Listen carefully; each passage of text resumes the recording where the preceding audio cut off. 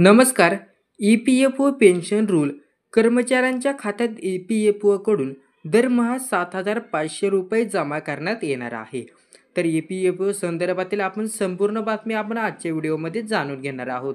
Video शेवटपर्यंत पहा आणि आपल्या यूट्यूब चॅनलवर तुम्ही नवीन असाल तर चॅनलला सबस्क्राईब करून बेल आयकॉन प्रेस करा.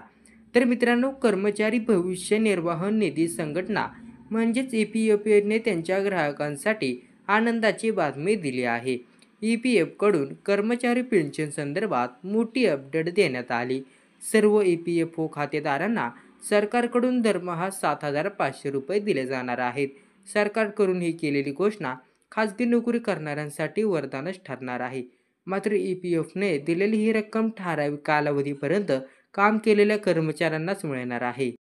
कर्मचाऱ्यांचे भविष्य सुरक्षित करण्यासाठी कर्मचाऱ्यांच्या पगारातून आणि मालकीच्या खात्यातून काही रक्कम कापली जाते. कर्मचारी ही रक्कम त्यांच्या ई-पी-एफ-ओ खात्यातून त्याला पाहिजे तेव्हा काढू शकतो. ई-पी-एफ-ओची सुरुवात 1995 मध्ये झाली होती. असंघटित क्षेत्रात काम करण्यासाठी ते खुले आहेत.